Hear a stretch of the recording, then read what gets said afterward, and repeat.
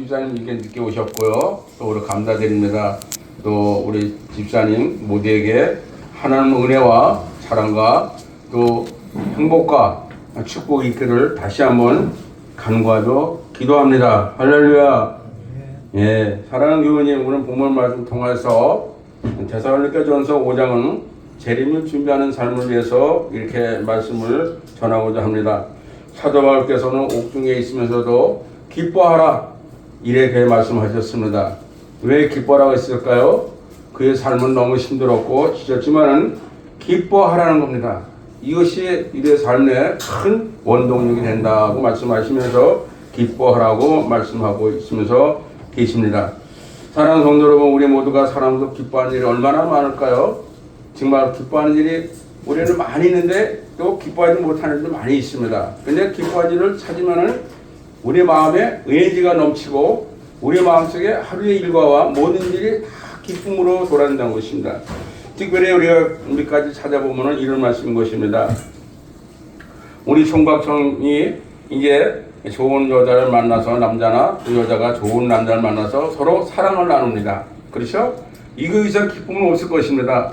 네, 사람이 살아면서 이래가지고 만나서 이제 어떻게 합니까? 결혼까지 꼬리게 되죠. 네, 결혼하게 되는데 결혼한 많은 합격들이 와서 그를 이렇게 우리나라 따라간 더 많은 사람이 모입니다. 이익장이 아주 가지고 아주 믿을 돈으로 오는데 그래서 기쁨을 줍니다. 그러면서 그 기쁨은 말할 수가 없는 겁니다. 정말 세상에서 최고의 기쁨을 맞이하는 겁니다.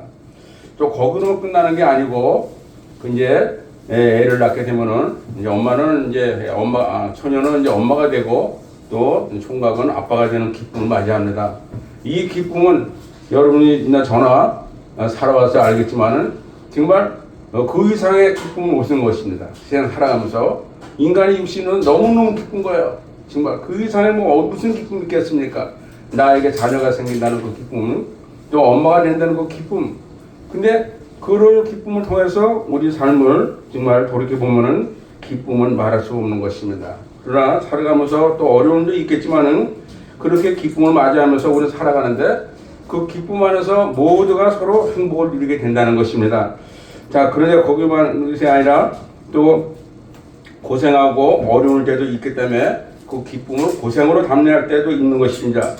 그래서 그것만은 기쁨이 아니라 또 사람을 살아가면서 돈을 많이 버는 사람이 있어. 갑자기 돈이 벌는 사람도 있고 여러분 가만히 보면 뭐 복권 맞아서 로또로 맞았느냐 이렇게 그 행운입니다. 정말 이렇게 맞는 사람이 있습니다. 정말 생각지 않은 기쁨이 온 거예요.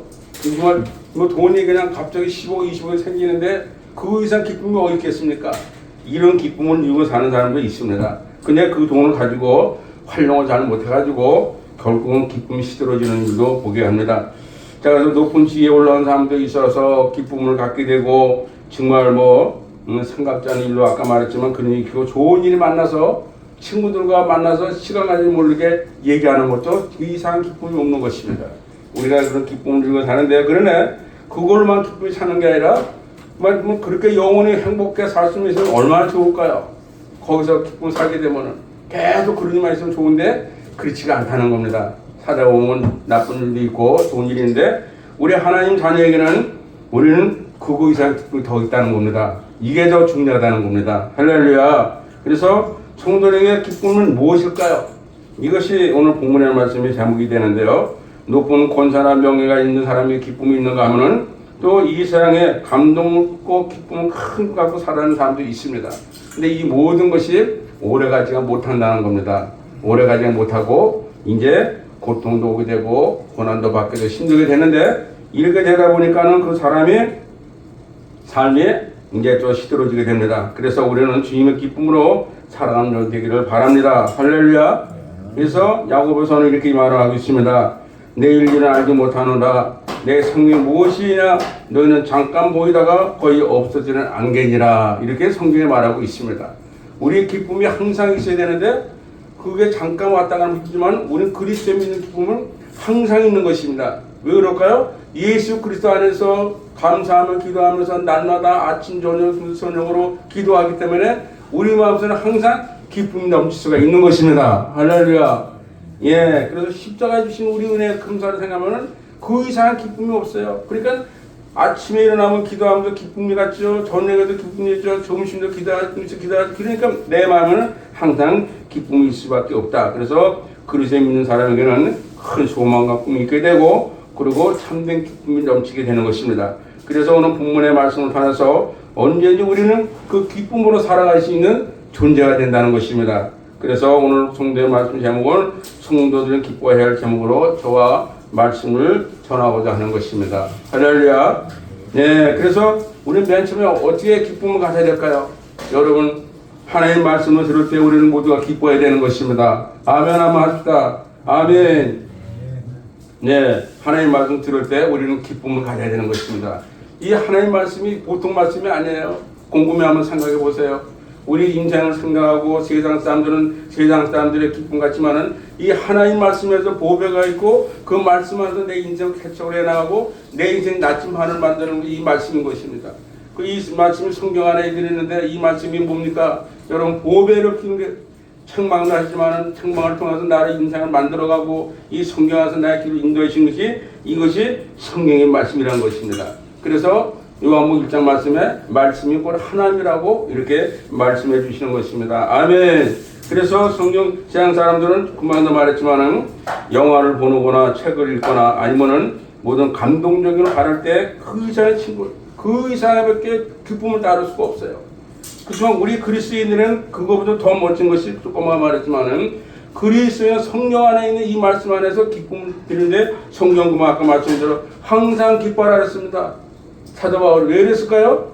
자기는 감옥에 있는데도 기뻐하는 겁니다. 저 하늘에 천국 가는 그 기쁨이 자기는 내 앞에 주어져 있다는 것입니다. 할렐루야. 아멘. 그래서 기뻐했다는 것입니다, 여러분. 그러면 재림을 맞이하면서 이 이상 기쁨을 못 찾을 수 없는. 그래서 본문의 말씀을 통해서 이렇게 말한 것처럼 이렇게 안개보다 못한 세상 사람들은 금방 지나는 안개밖에 안 되지만 우리는 영원한 천국의 기쁨이 있기 때문에 항상 기뻐라고 말씀하고 있는 것입니다. 할렐루야. 그래서 이렇게 그래서 하나님의 자녀로도 택하심 받은 수많은 사람들을 우리 모두가 다 기뻐해야 되는 것입니다. 할렐루야. 그래서 하나님은 왜 그럴까요? 제로 말씀은 꼭 이제 이렇게 나갑니다. 우리 예수 그리스도께서 십자가로 죽으시고 우리를 위해서 모든 것을 다 하셨습니다. 우리가 보이지 않는 그 예수님이 지금은 우리가 못 보지만은 이스라엘 나라에 있을 때 그 상황에 십자가 지신 상황은 그 현장에서 다 사람들이 봤습니다. 그 가운데 왜 십자가를 지셨냐는 겁니다. 우리의 죄를 위해서 지었다는 것입니다. 우리의 죄를 위해서. 그래서 우리는 이 죄가 깨끗이 씻어진 거예요. 그래서 우리 교회에 들어오면 십자가 있는 것입니다.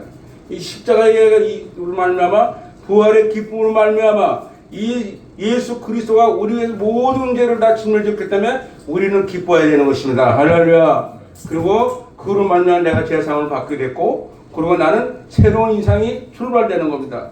그래서 누구든지 그리스도 안에 있으면 새로운 피조물이라 옛것은 지나갔으니 뭐라 했습니까? 새것이 되었도다. 할렐루야.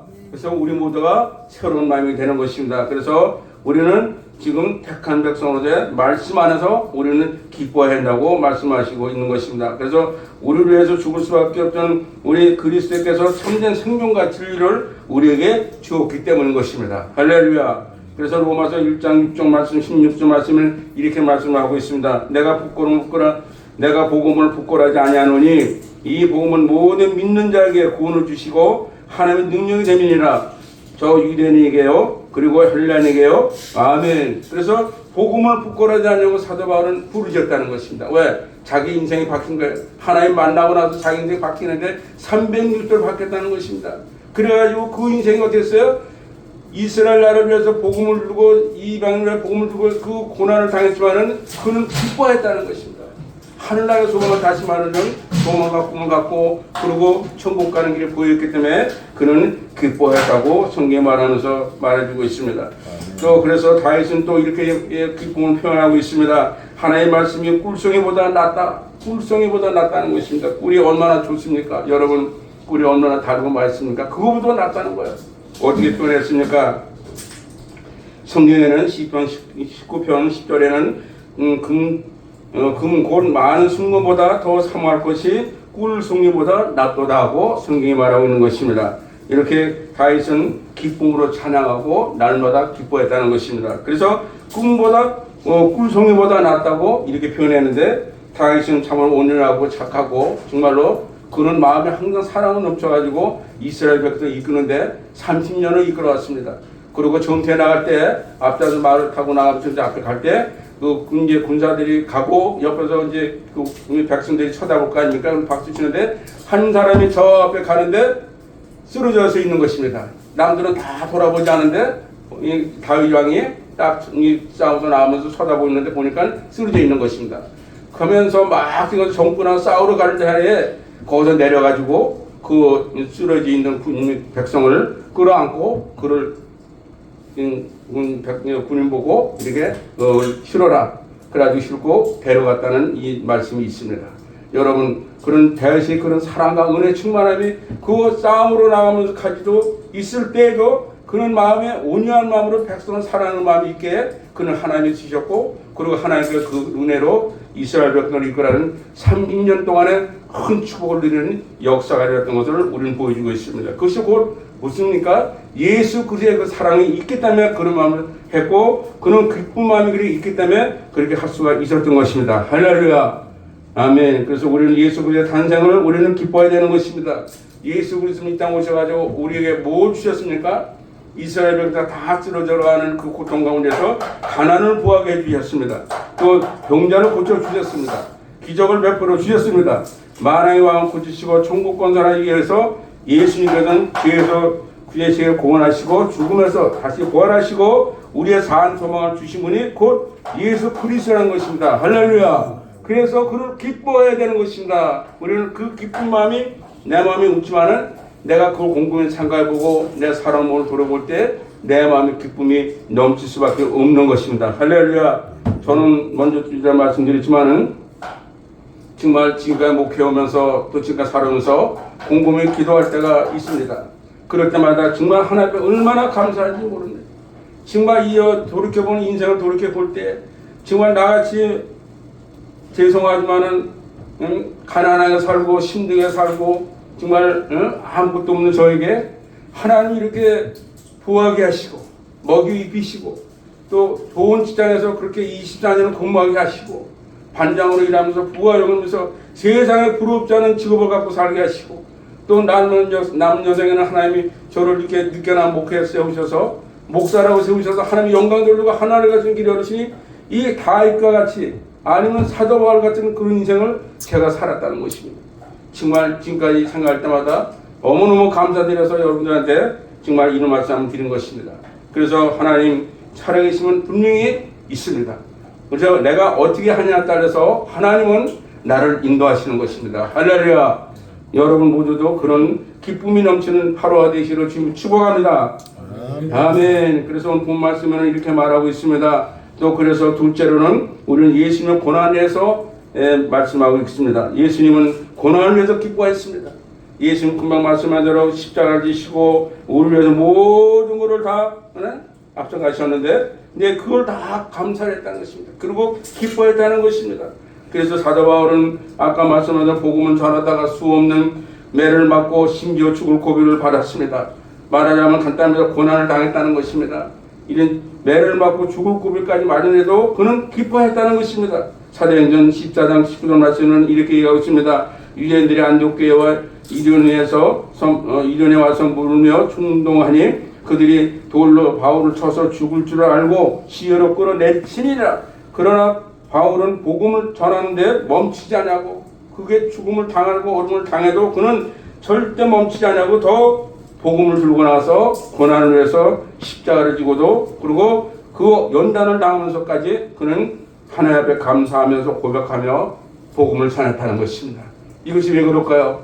그 마음 기쁨이 넘치기 때문에 내가 죽어도 살아가고 내가 뭡니까 그저 세상이 돼가지고 꿈이 그거였는데 하나님이 나를 살려가지고 지셔서 하나님을 만나고 나니까 내 인생이 바뀐 겁니다. 사울아 사울아 어찌하여 나를 핍박하느냐 이 말 들을 때까지는 자기는 내 죄를 깨우치 못했어요.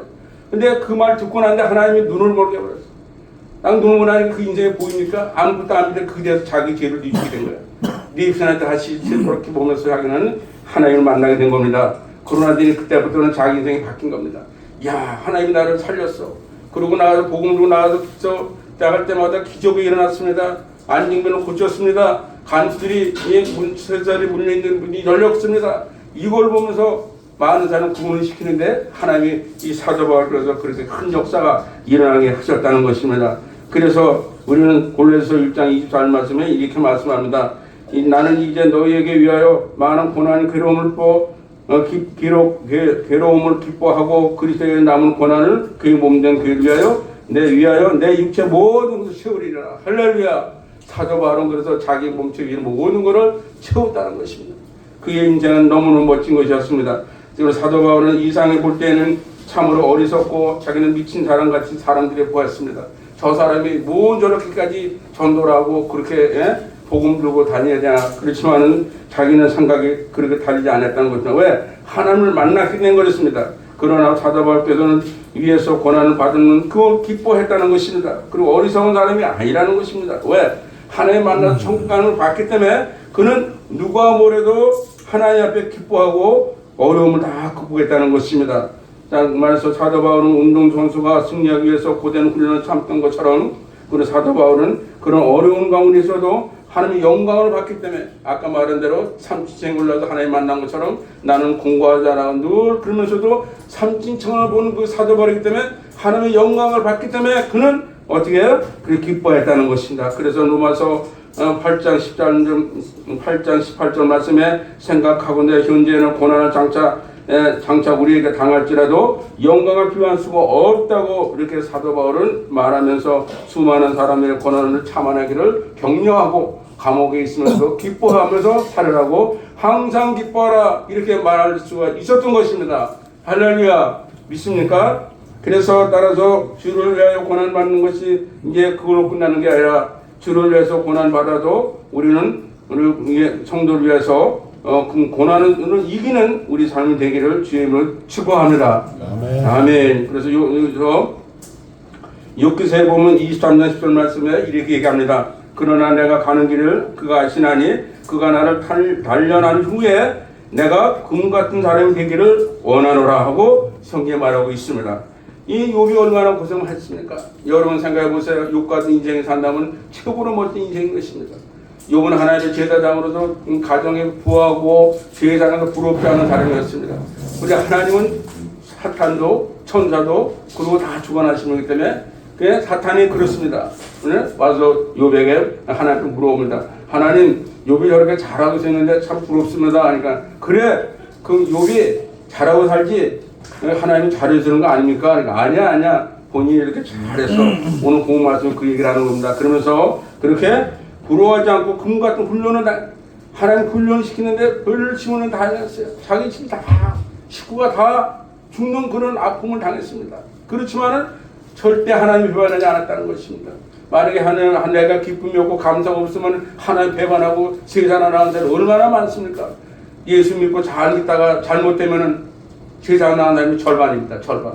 그래야만 큰 계단에서 보는 그런 분들이 많습니다. 정말 제가 다녀봐서 알지만은 그게 잘 나갔어요. 한 5, 6년은 잘 나오고 잘 나갔습니다. 뭐 가게도 있고 뭐 있고 잘하는데 나는 성가도 앉아있고 예배도 있고 그러니까는 뭐 어쩔 수 빠져서 그래서 다녔지만은 네, 양목교회. 근데 5, 6년 까지 다녔는데 오늘 갑자기 안 보여요. 그래서 나중에 이제 한번 알아보고 가봤습니다만은 사업이 잘못됐습니다. 그러니까 교회를 떠났어요. 이렇게 되는 것입니다. 그런데 이럴 때도 하나님 붙들고 가야 된다는 겁니다. 이럴 때도 하나님 지키고 가야 하나님이 길을 열어가는데 왜 이 고난이 사업이 망가졌더라도 하나님은 나에게 뭘 보여주시는 겁니까?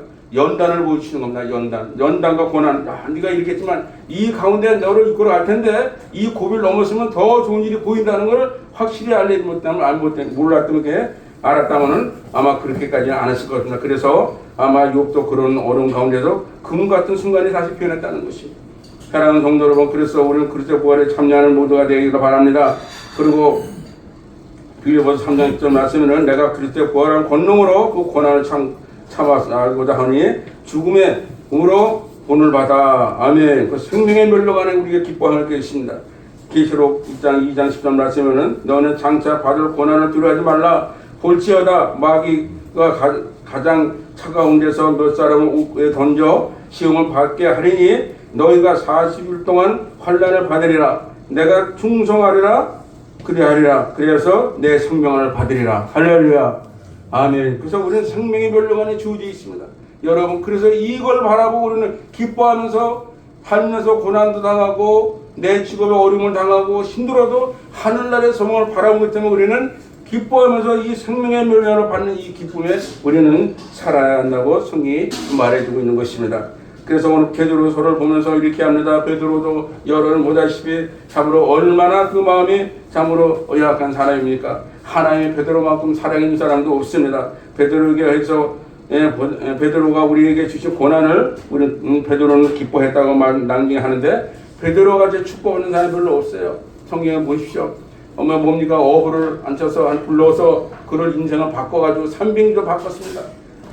어부 자가라서 인생을 바꿔가지고 어딨습니까? 그 말 따라만 다니면은 예수님 말씀을 잘 들으면은 천국 가는 게 모든 게 다 되는데 예수님이 그런 사람인지는 알면서도 영적으로 상하지 못하고 육적으로 상하면서 살아갔습니다.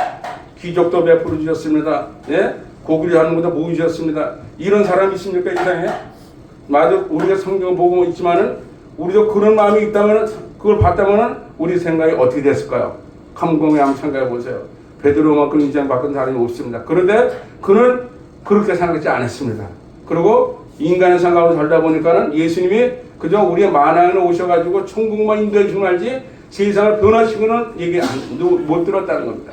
그 자기가 듣지 않았다는 겁니다. 그래서 그런 기쁨이 없었습니다. 그러나 나중에 예수님이 십자가 지고 오셔서 그를 사랑으로 맞이하고 그리고 만왕의 왕으로 오셔가지고 다시 부활해서 하늘 올라올 때 그의 인생 거기서 바뀌었다는 것입니다. 할렐루야. 그리고 그는 기뻐했다는 것입니다. 어떻게 기뻐했나요? 자기 인생 모든 것을 하나님께 다 맡겨버렸어요. 그러면서 어떻게 했을까요? 그리고 베드로서 4장 10절 말씀에 이렇게 말하고 있습니다. 너희가 그리스도 안에 고난에 참여할 것을 즐거워하라. 이는 그의 부가 영예를 나타낼 때 내 너희로 즐거워하며 기뻐하라는 것입니다. 이래서 베드로는 그때서 깨우치고 기뻐하고 목숨 걸고 베드로 후서를 쓰는데 그는 회개하라 천국에 가까이 하고 부르짖을 때 3,000명이 돌아오는 역사가 일어났다는 겁니다. 왜?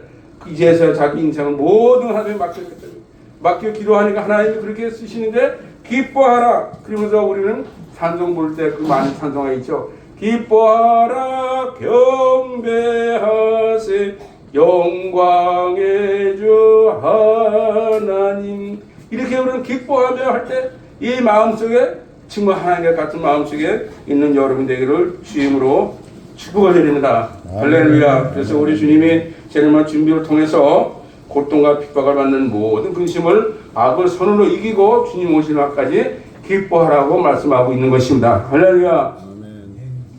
세 번째는 우리는 복음을 전하면서 기뻐해야 되는 것입니다. 복음 얘기 나오면 좀 그렇죠. 그래서 그렇지만은 사도 바울은 그렇게 말하고 있습니다. 예수께서 승천하기 전까지 제자들에게 이렇게 명령하셨습니다.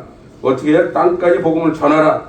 사도행전 1장 8절 말씀에 오직 성령이 너에게 임하면 너의 권능을 받고 예루살렘과 온 유대 땅까지 이르러 내 증인이 되리라 하시리라 하면서 사도 바울이 이렇게 말했습니다. 왜 그랬을까요? 그런 기쁨이 넘치고 우리가 충만하기 때문에 우리에게 그렇게 말을 했던 것입니다. 그러면서 어떻게 했을까요? 왜냐하면 하나님이 가장 기뻐하는 것은 뭡니까? 죄로 의해서 인간 모두 다 구원하여 하나님에 오는 것을 기뻐하는 게 하나님인 것입니다. 할렐루야. 한 사람이라도 하나님은 이 세상을 지금 심판하지 않는 원인은 하나님 나름대로 오셔가지고 벌써 심판할 때가 넘었습니다. 2000년이 오신다 했으니까 2003년 넘어가는데 왜 안 하실까요? 아니 또 구원할 사람이 하나님 마음대로 볼 때는 구원할 대상자가 그리 많지가 않다는 거예요. 많은 사람들이 예수 잘 믿겠지만 그 사람들이 다 천국 가는 게 아니라는 겁니다. 그러니까 하나님이 이 심판 안 하시지 왜 안 하시겠습니까? 요한계시록 보고 다 아시겠지만은 나팔을 오시는데 다 많은 사람 보는데 오신다는 거야. 그냥 하나님 다 뚝 떨어진 게 오시는 게 아닙니다. 어느 날 갑자기 도둑같이 오는데 오실 때 우리는 그걸 그래서 우리는 날마다 그 말씀대로 보면은 날마다 기도하고 예배드리고 찬양하기 있어야 되는데 우리 삶이 그렇게 됩니까? 안 되죠. 그렇지만은 그렇게 오신다고 말씀하시면서 성경이 지금 말해주는 것입니다. 그래서 기뻐하라. 그는 예수님께서는 모든 사람을 다 구원하시겠습니다. 하나님이 보시기에 내가 이 정도는 구원을 시켜야겠다 하고 온데 와서 우리가 부활의 기쁨 내서 살아가 새 땅에 사는데 내가 이 많은 사람을 데리고 살아야 되겠다. 이 노아 때나 몸다 저기 이제 소돔과 고모라 때는 하나님의 물로가는 심판에서 싹 쓸어버렸습니다. 왜? 그 당시에는 그 사람들이 너무 죄를 많이 지는지 몰라도 구원할 대상자가 없으니까 하나님 그런지 몰라도 지금은 그렇지가 않은 거예요. 예수 믿는 사람이 얼마나 많습니까? 세계적으로 봐도 많죠. 그러니까 그 사람 중에서 더 많은 사람이 구원을 받기 위해서 하나님은 지금도 기다리고 계시는 겁니다. 그래서 우리가 거기 대상자의 한 사람이 됐고 우리도 그래서 열심으로 신앙생활을 하면서 주님 앞에 복음을 전해야 된다는 것입니다.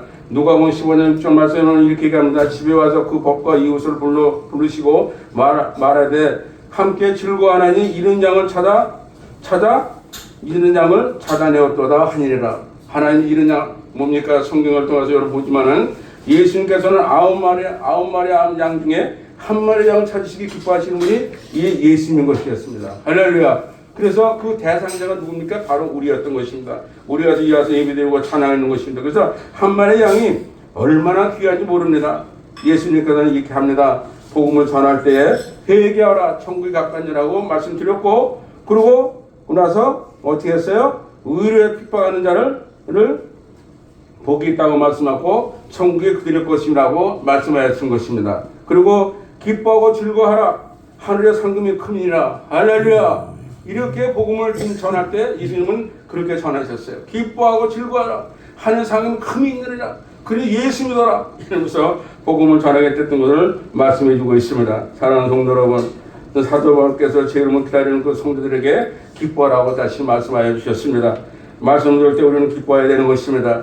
또 복음을 전할 때 기쁨을 가져야 되는 것입니다. 또 고난을 당하고 어려움을 당할 때도 항상 기뻐하는 이 마음속에 아침 저녁으로 우리가 기도하고 아굴란 기도했을 만큼 내 마음에 기쁨이 없을 때라도 항상 기뻐하는 이 마음을 갖고 하루를 일과를 잘 해보시면 일하시면은 여러분 하는 모든 일이 잘 풀리고 잘 될 것입니다. 그래서 복음을 전하는 모두에게 우리 하늘의 면류관이 크다고 성경이 말씀하시고 있는 것이죠. 그래서 큰 면류관을 받는 우리 모두가 되는 축복받기를 주님 축복합니다. 할렐루야. 아멘. 이 시간은 우리